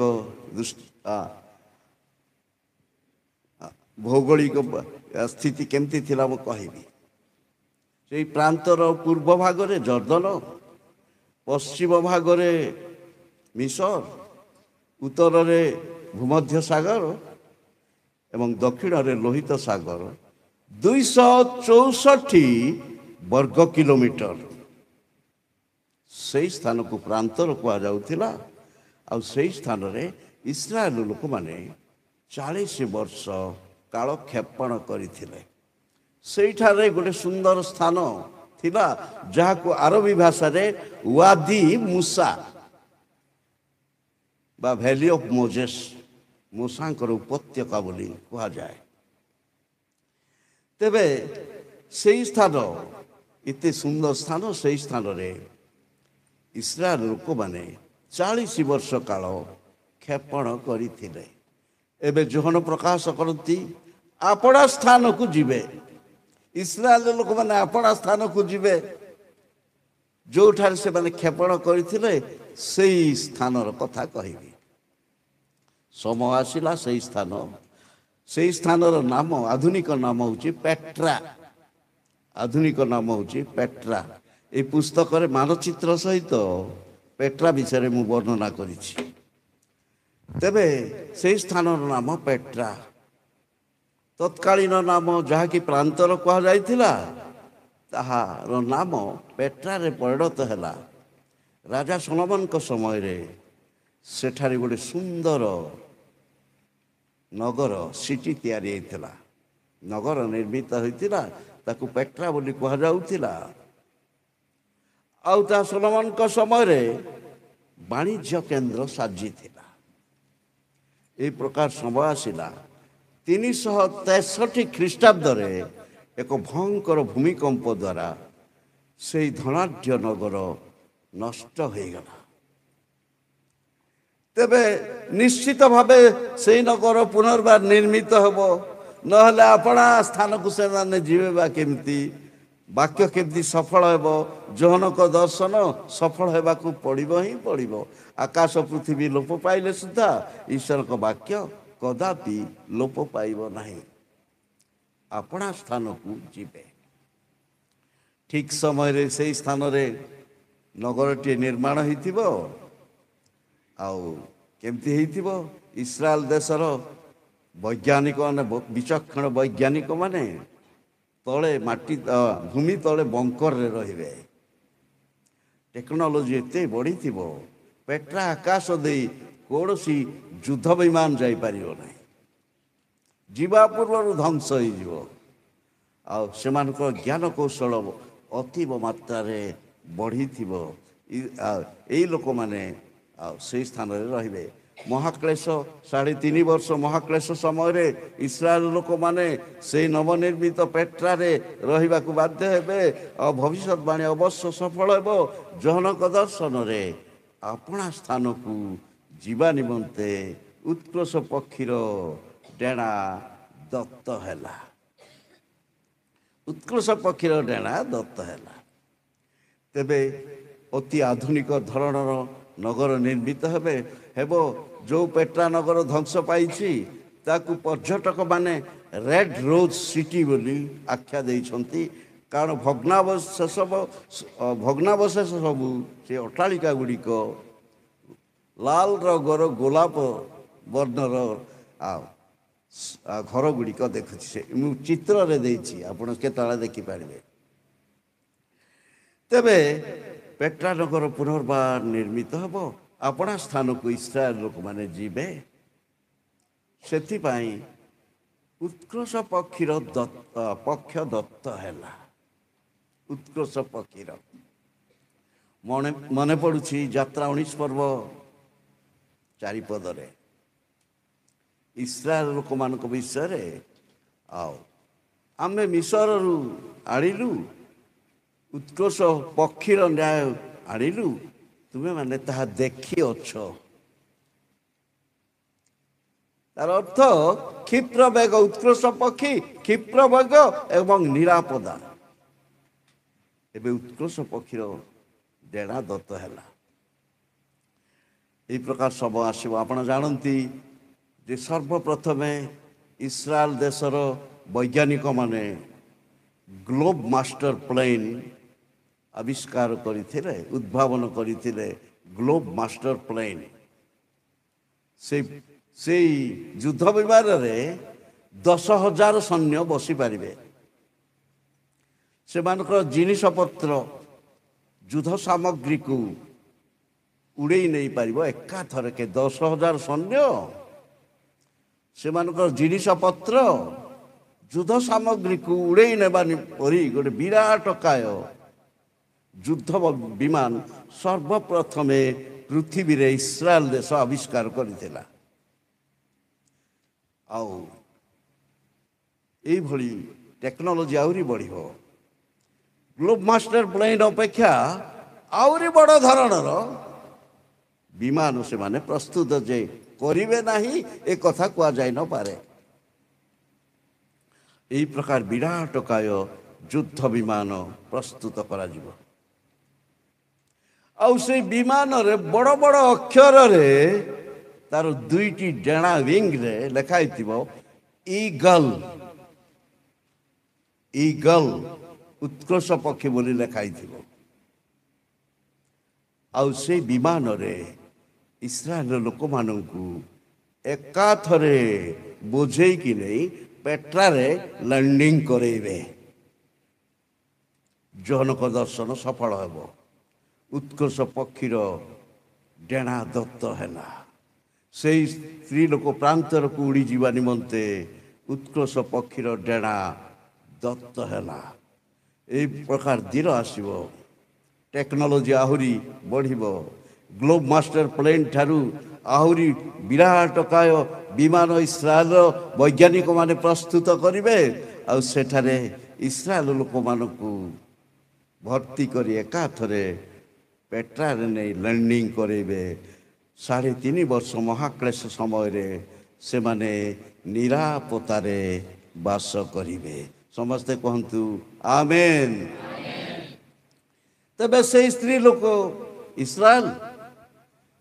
ଇସ୍ରାଏଲ ଠାରୁ ଯୀଶୁଖ୍ରୀଷ୍ଟଙ୍କର ଜନ୍ମ, ଇସ୍ରାଏଲ ପ୍ରତି ଏହି ପ୍ରକାର କ୍ଲେଶ ଆସିବ। କ'ଣ? ସେଇ ସର୍ପ ଜଳ ଉଦ୍ଗାର କଲା, ନଦୀ ତୁଲ୍ୟ ଜଳ ଉଦ୍ଗାର କଲା ସେଇ ସ୍ତ୍ରୀକୁ ଭସେଇ ଦେବା ନିମନ୍ତେ। ଇସ୍ରାଏଲକୁ ଭସେଇ ଦେବା ନିମନ୍ତେ ନଦୀ ତୁଲ୍ୟ ଉଦ୍ଗାର କଲା। କିନ୍ତୁ ଇସ୍ରାଏଲର ରକ୍ଷକ ପ୍ରଭୁ ତାକୁ ରକ୍ଷା କଲେ। ଆଉ ଭୂମି ମୁଖ ମେଲାଇ ସେଇ ଜଳକୁ ସେ ଉଦ୍ଗାର କଲା। ଅତୀତରେ ଆମେ ଦେଖିବାକୁ ପାଉଛୁ ଗଣନା ପୁସ୍ତକ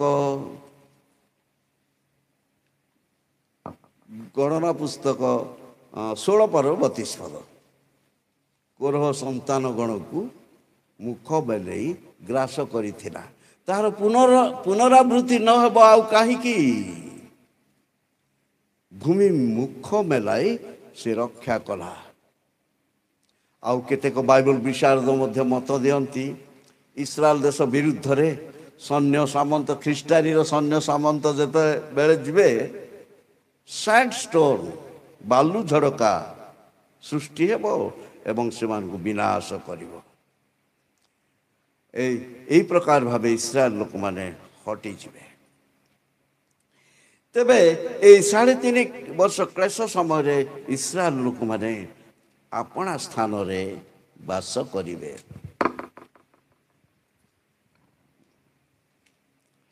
ଏଠି ଅଛି, ବହୁତ ଧନ୍ୟବାଦ, ଘଣ୍ଟା ଅଛି, ଆଉ ବେଶୀ ସମୟ ନେବିନି। ଇସ୍ରାଏଲ ଦେଶ ଏବଂ ସେ ସ୍ତ୍ରୀ ବିଷୟରେ ଆମେ ଜାଣିଛେ, ଶୁଣିଛେ, ବିବରଣ ସବୁ ଜାଣିଛେ। ତେବେ ଆମ ପାଇଁ ଲାଭ କ'ଣ? ଉପସଂହାର, କନକ୍ଲୁଡଟା କହିବି ଅଳ୍ପ ସମୟରେ। 7 ମିନିଟରେ 7ଟା କଥା କହି ସମାପ୍ତ କରି। 11 ପର୍ବ ଏବଂ 12 ପର୍ବ ବେଳେ ପୃଥିବୀରେ ମଣ୍ଡଳୀ ନଥିବ, ବିଶ୍ୱାସୀମାନେ ନଥିବେ, ମଣ୍ଡଳୀର ଊର୍ଦ୍ଧ୍ୱଗମନ ହେବ। ଆଉ ବିଶ୍ୱାସୀମାନଙ୍କୁ ଉଠେଇ ନିଆଯାଇଥିବ। ତା କହିବା ପୂର୍ବରୁ ଆଉ ଗୋଟେ କଥା କହିବି। 12 ପର୍ବର 10 ପଦରେ ପ୍ରକାଶିତ ସେଇଠି ଲେଖା ଅଛି ଭାତୃଗଣର ଅପବାଦକ। ଭାତୃଗଣର ଅପବାଦକ। ଭାତୃଗଣ କିଏ ଆଉ ଅପବାଦକ କିଏ? ଏଭ୍ରି 2 ପର୍ବ ର 11 ପଦରେ ଯେ ପବିତ୍ର କରନ୍ତି ଓ ଯେଉଁମାନେ ପବିତ୍ରୀକୃତ ହୁଅନ୍ତି ସେମାନେ ଏକ ପିତାଙ୍କର ସନ୍ତାନ, ତେଣୁ ସେ ଭ୍ରାତା ବୋଲି କହିବାକୁ ଲଜ୍ଜିତ ନୁହନ୍ତି। ବିଶ୍ୱାସୀମାନେ ଭାତୃଗଣ, ଅପବାଦକ ଶୈତାନ। ଏଇ ମତ ଠିକ, କିନ୍ତୁ ଗୋଟେ କଥା କହିବି। କିଛି ମାସ ତଳେ ଜଣେ ବକ୍ତା ଆସିଥିଲେ, ସେ TPMରୁ ଆସିଥିଲେ, ଆଉ ସେ ଏଇ ମତବାଦ ଦେଇଥିଲେ ବିଶ୍ୱାସୀମାନେ ଭାତୃଗଣ ଏଇ ପଦ ପ୍ରକାରେ, ଶୈତାନ ଅପବାଦକ। କିନ୍ତୁ ପ୍ରକାଶିତ ବାକ୍ୟ ସ୍ୱତନ୍ତ୍ର ପୁସ୍ତକ ଏବଂ 12 ଅଧ୍ୟାୟ ଆହୁରି ସ୍ୱତନ୍ତ୍ର ଇସ୍ରାଏଲ ଲୋକମାନଙ୍କ ନିମନ୍ତେ। ଭାତୃଗଣ ଇସ୍ରାଏଲୀୟ ମାନେ, ଅପବାଦକ ଶୈତାନ। ପ୍ରକାଶିତ ବାକ୍ୟ 12 ଅଧ୍ୟାୟରେ ଭାତୃଗଣ ଇସ୍ରାଏଲୀୟ ମାନେ, ଅପବାଦକ ଶୈତାନ। ଆଉ ସେଇ ପାଖକୁ ଯିବା ଏବଂ କହିବା। କ୍ଲେଶର ସମୟରେ ଇସ୍ରାଏଲ ଲୋକମାନଙ୍କୁ ଏବଂ ଜେରୁସାଲେମକୁ କେନ୍ଦ୍ର କରି ଭବିଷ୍ୟତବାଣୀ ସଫଳ ହେବ। ଦାନିଏଲକୁ ଅତି ସ୍ପଷ୍ଟ ଭାବରେ କୁହାଯାଇଥିଲା 9 ପର୍ବର 24 ପଦରେ, ତୁମ ଲୋକମାନଙ୍କ ନିମନ୍ତେ ଓ ତୁମ ପବିତ୍ର ନଗର ନିମନ୍ତେ 70 ସପ୍ତାହ ନିରୂପିତ ହୋଇଅଛି। ଦାନିଏଲଙ୍କ ଲୋକମାନେ କିଏ ଆଉ ତାଙ୍କ ପବିତ୍ର ନଗର କ'ଣ? ଇସ୍ରାଏଲ ଲୋକମାନେ ତାଙ୍କ ଲୋକ, ପବିତ୍ର ନଗର ଜେରୁସାଲେମ। ଜେରୁସାଲେମକୁ କେନ୍ଦ୍ର କରି, ଇସ୍ରାଏଲ ଲୋକମାନଙ୍କୁ କେନ୍ଦ୍ର କରି ଆଗାମୀ 7 ବର୍ଷର ଘଟଣା ସବୁ ଘଟିବ। ସେହି ସମୟରେ ଇସ୍ରାଏଲ ଲୋକମାନେ ବିଭିନ୍ନ ସମସ୍ୟାର ସମ୍ମୁଖୀନ ହେବେ। ଦୁର୍ଭିକ୍ଷ ହେଉଥିବ, ଆଉ ଖାଦ୍ୟପେୟର ଅଭାବ ହେବ। ସେହି ସମୟରେ ଇସ୍ରାଏଲ ଲୋକମାନେ କହିବେ, ଆଜି ଆମମାନଙ୍କୁ ପ୍ରୟୋଜନୀୟ ଆହାର ଦିଅ। ସେହି ସମୟରେ ଜଳ ରକ୍ତରେ ପରିଣତ ହେବ।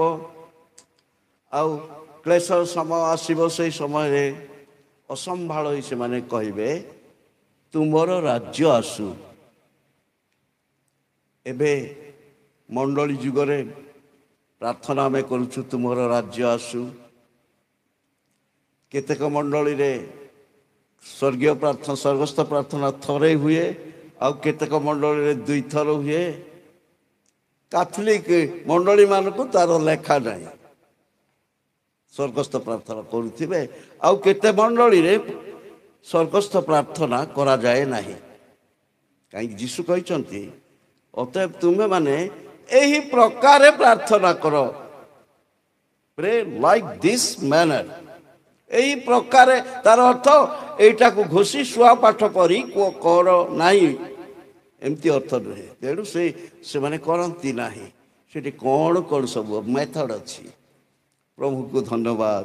ନିଜ ବିଷୟରେ ମାଗିବା, ଅନ୍ୟ ବିଷୟରେ ମାଗିବା, ଏଇ ପ୍ରକାର।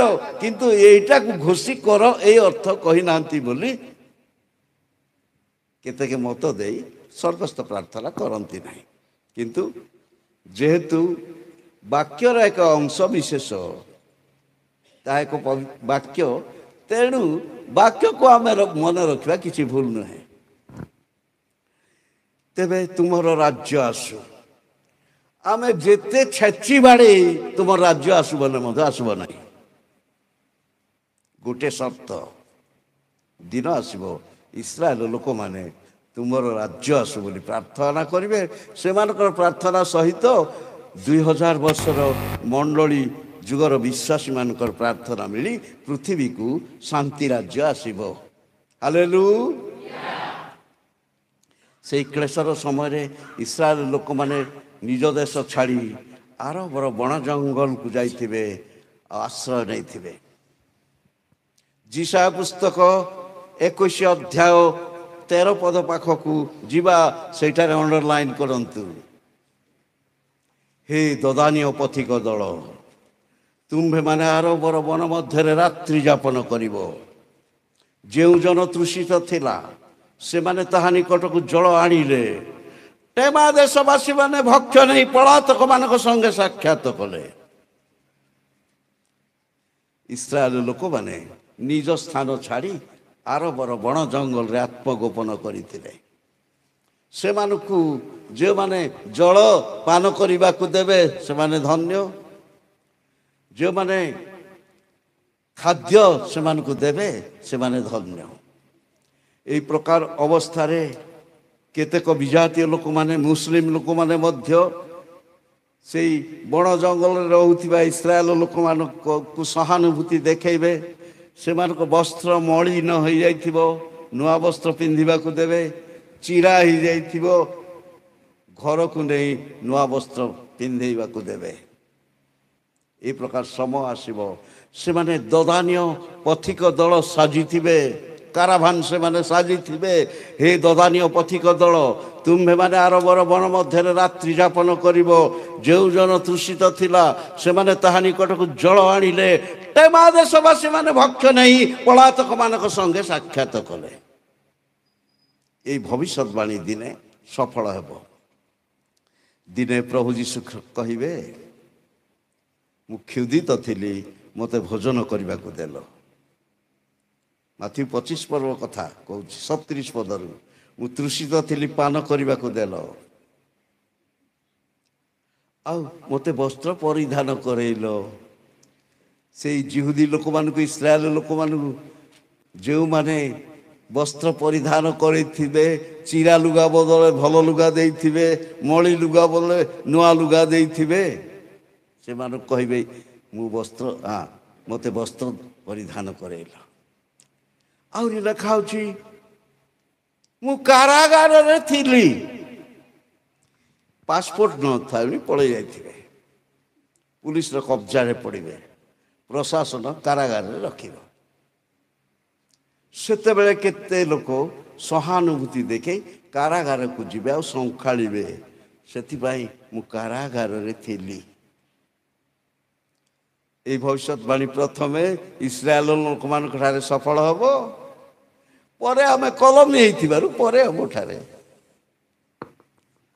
ଆଉ ସେତେବେଳେ କହିବେ ପ୍ରଭୁ କେବେ ଆମେ ତୁମ ପାଖକୁ ଆସିଥିଲୁ, କେବେ ଭୋଜନ କରେଇଲୁ, କେବେ ପାନ କରିଲୁ, କେବେ ତୁମେ ଜେଲରେ ଥିଲ ଯେ ଆମେ ତୁମ ପାଖକୁ ଗଲୁ?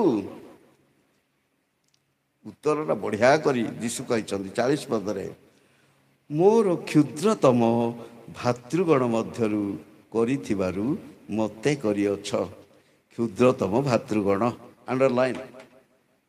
ପ୍ରକାଶିତ ବାକ୍ୟର ଭାତୃଗଣ ଇସ୍ରାଏଲ ଲୋକମାନେ। ଭାତୃଗଣର ଅପବାଦକ ଶୈତାନ ଦିବାରାତ୍ର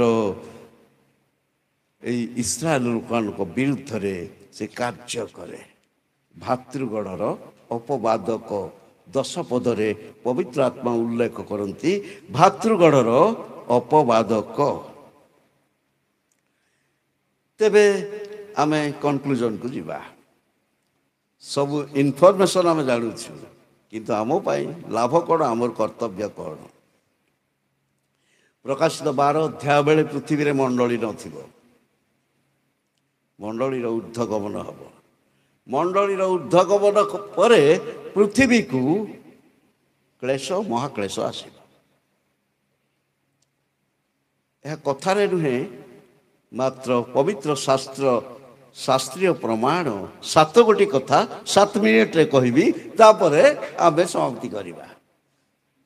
ପ୍ରଥମ ବିଷୟ, ହନୋକ ଭବିଷ୍ୟତ ବକ୍ତା ଅନ୍ତର୍ହିତ ହେଲେ। କେବେ?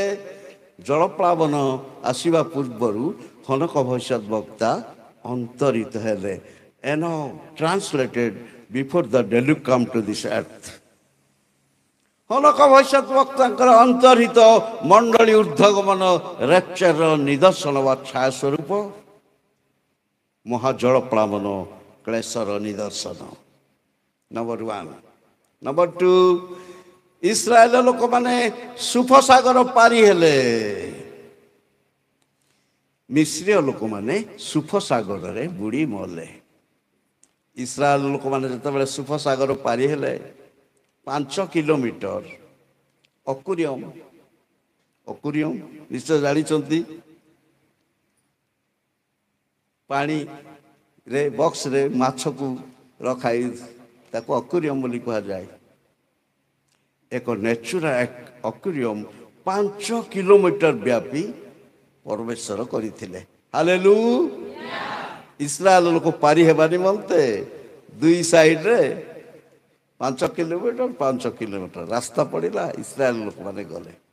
ତେଣେ କୁମ୍ଭୀର ଦେଖୁଛି ଲୋକମାନଙ୍କୁ ଖାଇବି ବୋଲି ଆସିଲେ ମଧ୍ୟ ଖାଇପାରିବ କି? ପାଚେରୀ ହେଇଯାଇଛି। ତେଣେ ତିମି ମାଛ ଦେଖୁଛି, ଏମାନେ ଯାଉଛନ୍ତି ଖାଇବି ବୋଲି ଆସିଲେ ମଧ୍ୟ ଖାଇପାରିବ କି? ଅସମ୍ଭବ। ଅକୁରିୟମ ସାଜିଛି।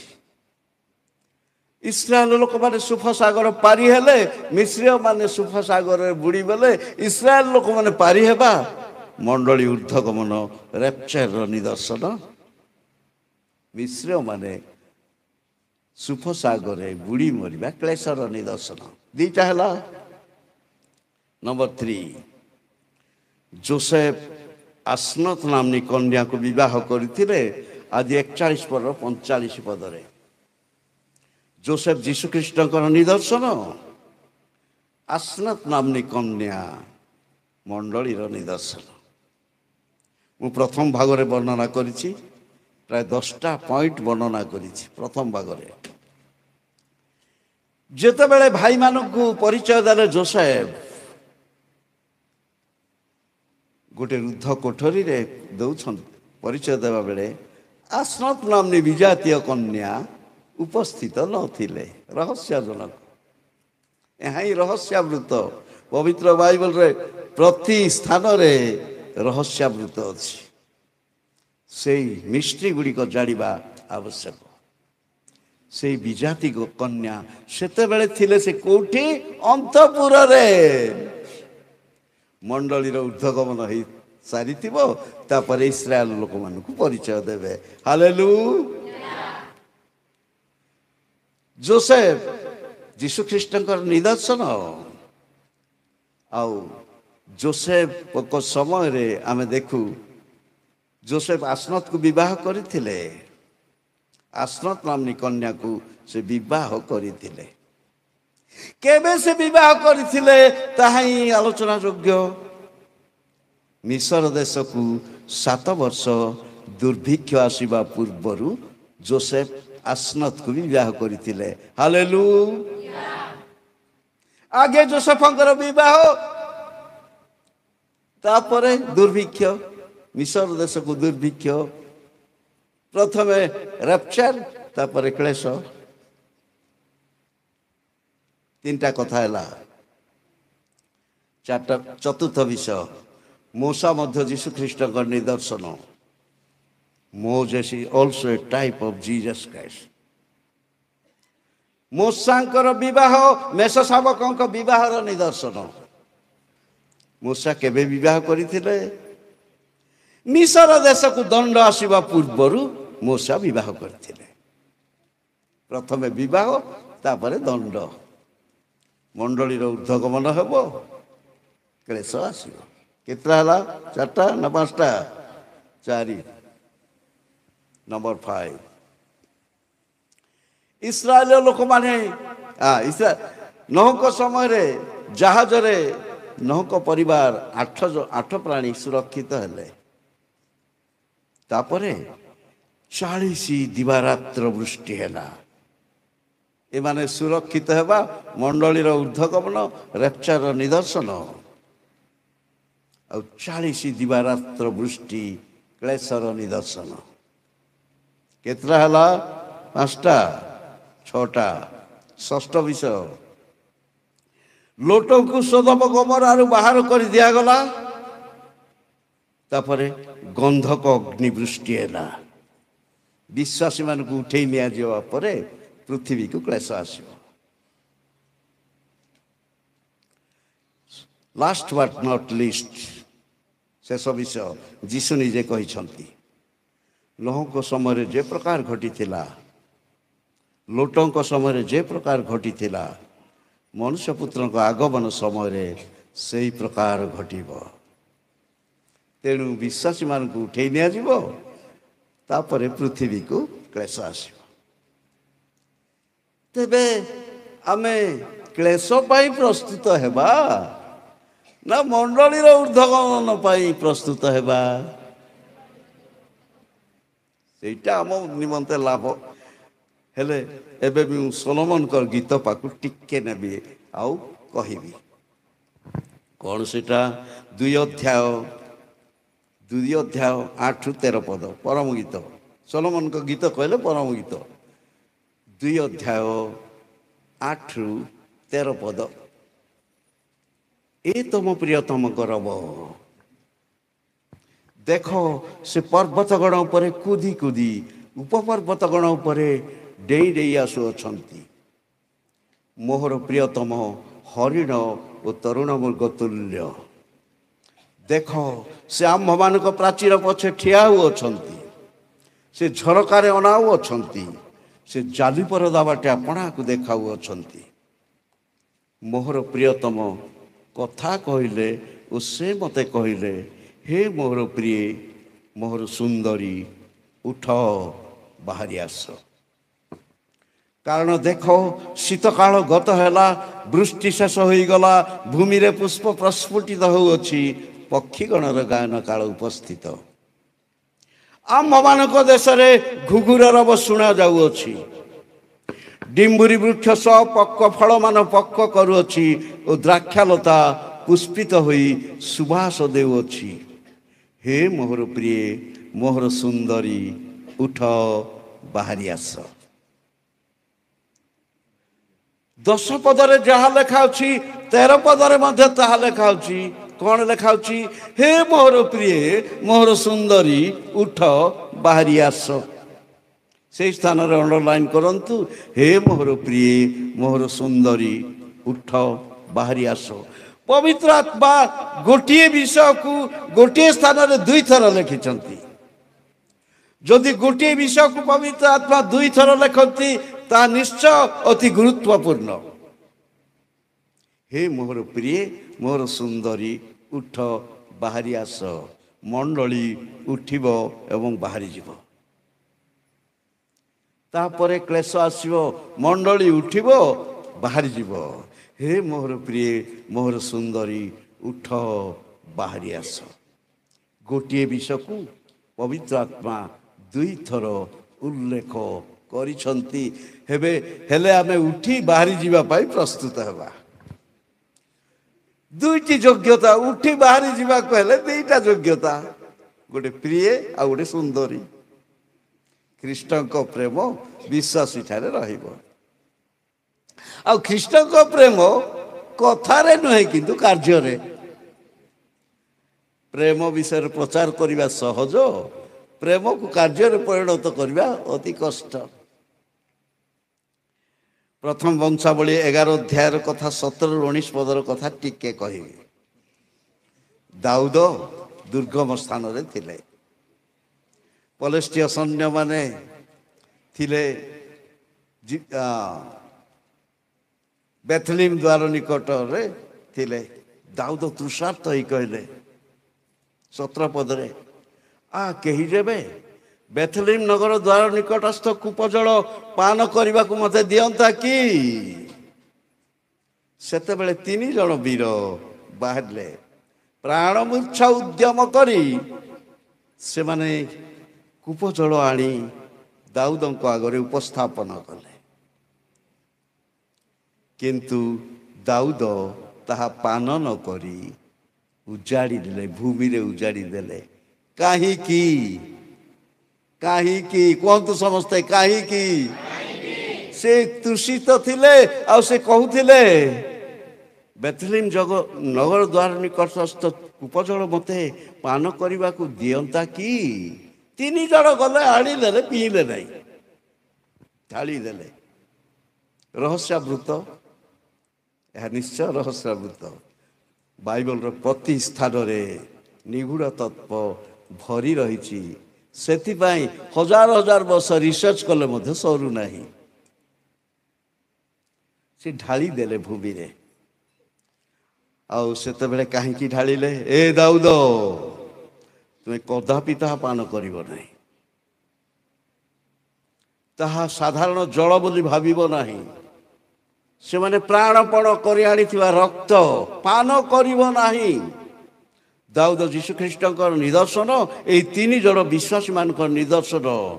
ଯୀଶୁଙ୍କ ରକ୍ତ ପାନ କରିବା ବିଶ୍ୱାସୀମାନଙ୍କ ଅଧିକାର ଅଛି, କିନ୍ତୁ ବିଶ୍ୱାସୀମାନଙ୍କ ରକ୍ତ ଖ୍ରୀଷ୍ଟ କଦାପି ପାନ କରିବେ ନାହିଁ। ତାଙ୍କୁ ପବିତ୍ର ଆତ୍ମା ଚେତନା ଦେଲେ। ଦାଉଦ ତାହା ସାଧାରଣ ଜଳ ନୁହେଁ, ତାହା ରକ୍ତ ସେ ଢାଳି ଦେଲେ। ତେବେ ମୁଁ କହିବାର ଅର୍ଥ, ଖ୍ରୀଷ୍ଟଙ୍କ ପ୍ରେମ କାର୍ଯ୍ୟ ଦ୍ୱାରା କିନ୍ତୁ କଥାରେ ନୁହେଁ। ସେଇ 3 ଜଣ ବୀର ପ୍ରାଣ ମୂର୍ଚ୍ଛା ଉଦ୍ୟମ କରି ବେଥଲିମ୍ର କୂପଜଳ ଆଣି ଦେଇଥିଲେ। ଦାଉଦଙ୍କ ପ୍ରତି ପ୍ରେମର ପରିଚୟ। 2ଟି ଯୋଗ୍ୟତା, ପ୍ରିୟ ଏବଂ ସୁନ୍ଦରୀ। ଖ୍ରୀଷ୍ଟଙ୍କ ପ୍ରେମ ବିଶ୍ୱାସୀମାନଙ୍କ ଠାରେ ରହିବ।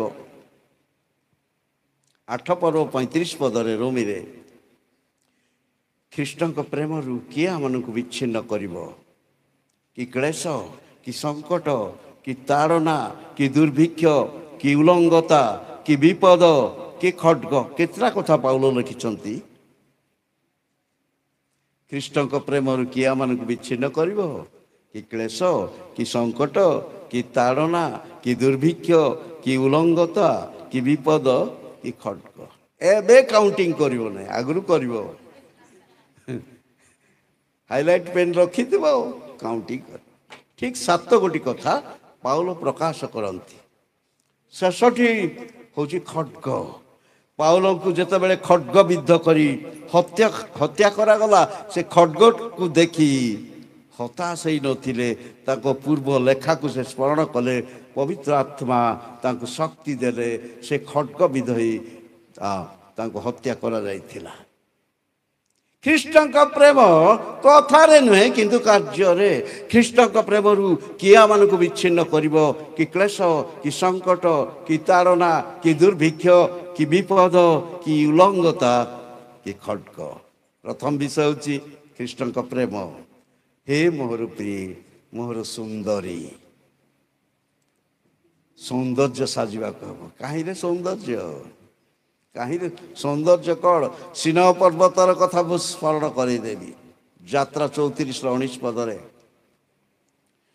ମୋଶା ସିନହ ପର୍ବତରେ ଥିଲେ ପରମେଶ୍ୱରଙ୍କ ସହିତ ଆଳାପ କରିବା ହେତୁରୁ ତାଙ୍କର ମୁଖ ଉଜ୍ଜଳ ଦେଖାଯାଉଥିଲା କାହିଁକି ଆଳାପ କରିବା ହେତୁରୁ ଆମେ ମଧ୍ୟ ଆଳାପ କରିବା ପ୍ରଭୁଙ୍କ ସହିତ ପ୍ରାର୍ଥନା କଲେ ଆମ କଥା ସେ ଶୁଣିବେ ବାକ୍ୟ ଅଧ୍ୟୟନ କଲେ ତାଙ୍କ କଥା ଆମେ ଶୁଣିବା ଆଳାପ କରିବା ହେତୁରୁ ମୋଶାଙ୍କର ସୌନ୍ଦର୍ଯ୍ୟ ବଢ଼ିଥିଲା ଆପଣ ଜାଣନ୍ତି ଗୀତ ସଂହିତା 90 ମୋଶାଙ୍କର ପ୍ରାର୍ଥନା ଶେଷ ପଦରେ ଆମ୍ଭମାନଙ୍କ ପରମେଶ୍ୱରଙ୍କ ସୌନ୍ଦର୍ଯ୍ୟ ଆମ୍ଭମାନଙ୍କ ଉପରେ ଅଧିଷ୍ଠାନ କରୁ କେବଳ ମୋଶା ମୋ ଉପରେ ସେ ସୌନ୍ଦର୍ଯ୍ୟ ରହୁ ଏ କଥା ଚିନ୍ତା କରୁନଥିଲେ ତାଙ୍କ ସମସ୍ତ ଲୋକ ସେଇ ସୌନ୍ଦର୍ଯ୍ୟକୁ ଅନୁଭବ କରନ୍ତୁ ସିନହ ପର୍ବତରେ ସେ ଯାହା ଅନୁଭବ କରିଥିଲେ ଆମ୍ଭମାନଙ୍କ ପରମେଶ୍ୱରଙ୍କ ସୌନ୍ଦର୍ଯ୍ୟ ଆମ୍ଭମାନଙ୍କ ଉପରେ ଅଧିଷ୍ଠାନ କରୁ ଦୁଇଟି ବିଷୟ ଖ୍ରୀଷ୍ଟଙ୍କ ପ୍ରେମ ଏବଂ ସୌନ୍ଦର୍ଯ୍ୟ ହେ ମୋର ପ୍ରିୟ ମୋର ସୁନ୍ଦରୀ ଉଠ ବାହାରି ଆସ କୋରହ ସନ୍ତାନ ଗଣର ରଚିତ ଗୀତ ସଂହିତା 45 10 ଏବଂ 11 ପଦରେ ଆଗୁ କନ୍ୟା ଶୁଣ ବିବେଚନା କର ଆପଣା କର୍ଣ୍ଣଡେର ତୁମ୍ଭ ନିଜ ଲୋକଙ୍କୁ ଓ ପିତୃଗୃହକୁ ପାଶର ତହିଁରେ ରାଜା ତୁମର ସୌନ୍ଦର୍ଯ୍ୟ ବାଞ୍ଛା କରିବେ କାରଣ ସେ ତୁମର ପ୍ରଭୁ ତୁମେ ତାହାକୁ ପ୍ରଣାମ କର ରାଜା ସୌନ୍ଦର୍ଯ୍ୟ ବାଞ୍ଛା କରିବେ କ'ଣ କଲେ ଆଗୁ କନ୍ୟା ଶୁଣ ବିବେଚନା କର ଆପଣା କର୍ଣ୍ଣଡେର ତୁମ୍ଭ ନିଜ ଲୋକଙ୍କୁ ଓ ପିତୃଗୃହକୁ ପାଶର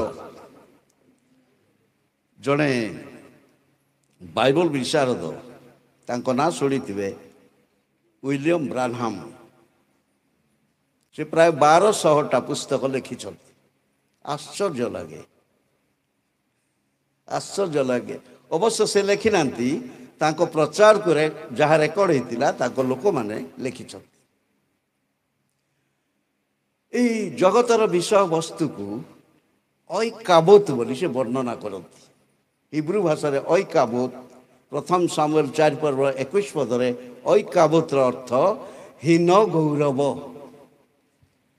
ଐକାବୋତର ଅର୍ଥ ହୀନ ଗୌରବ ଜଗତର ମାନ ସମ୍ମାନ ଧନ ରତ୍ନ ବିଭିନ୍ନ ପ୍ରକାର ବିଷୟବସ୍ତୁ ଆକର୍ଷଣୀୟ ବିଷୟବସ୍ତୁକୁ ବ୍ରାନହାମ ଐକାବୋତ ବା ହୀନ ଗୌରବ ବୋଲି କହନ୍ତି ୟାକୁ ତୁଚ୍ଛ କରିବାକୁ ହବ ଆଗ କନ୍ୟା ଶୁଣ ବିବେଚନା କର ଆପଣା କର୍ଣ୍ଣଡେର ନିଜ ଲୋକଙ୍କୁ ପିତୃଗୃହକୁ ପାଶ ତେବେ ସୌନ୍ଦର୍ଯ୍ୟ ସାଜିବ ଦୁଇଟି ବିଷୟ ଖ୍ରୀଷ୍ଟଙ୍କ ପ୍ରେମ ଏବଂ ଆତ୍ମିକ ସୌନ୍ଦର୍ଯ୍ୟ ତାହା ନଥିଲେ ଉଠି ବାହାରି ଯାଇପାରିବ ନାହିଁ ଆଗରେ ଅଛି ମଣ୍ଡଳୀର ଉର୍ଦ୍ଧ୍ୱଗମନ ତାପରେ ମହାକ୍ଲେଶ ଆମେ ଏଇ ଦୁଇଟା ଭିତରକୁ କୋଉଟାକୁ ଚୟନ କରିବା ପସନ୍ଦ କରିବା ଆମେ ଉଠିଯିବା ନିମନ୍ତେ ପ୍ରସ୍ତୁତ ହେବା ପ୍ରକାଶିତ 12 ଅଧ୍ୟାୟ ବେଳେ ପୃଥିବୀରେ ମଣ୍ଡଳୀ ନଥିବ ମଣ୍ଡଳୀକୁ ଉଠେଇ ନେଇ ଯାଇଥିବେ ଆଉ ତାପରେ କ୍ଲେଶ ଆସିବ ପ୍ରଭୁ ଆମମାନଙ୍କୁ ଅନୁଗ୍ରହ କରନ୍ତୁ ମଣ୍ଡଳୀ ଉର୍ଦ୍ଧ୍ୱଗମନରେ ଆମେ ଉଠିବା ପ୍ରଭୁଙ୍କ ସହିତ ସାକ୍ଷାତ କରିବା ସେଥିପାଇଁ ଦୁଇ ଗୋଟି ଯୋଗ୍ୟତା ପ୍ରିୟ ଏବଂ ସୁନ୍ଦରୀ ଗୁଣ ଆମ ପ୍ରତ୍ୟେକଙ୍କୁ ପ୍ରଭୁ ପ୍ରଦାନ କରନ୍ତୁ ମଣ୍ଡଳୀକୁ ପ୍ରଭୁ ଆଶୀର୍ବାଦ କରନ୍ତୁ ପ୍ରଭୁ ଯୀଶୁ ଖ୍ରୀଷ୍ଟଙ୍କର ଅନୁଗ୍ରହ ଆମ ସମସ୍ତଙ୍କର ସହବର୍ତ୍ତୀ ହେଉ ମୋ ସହିତ ସମସ୍ତେ କୁହନ୍ତୁ ଆମେନ୍।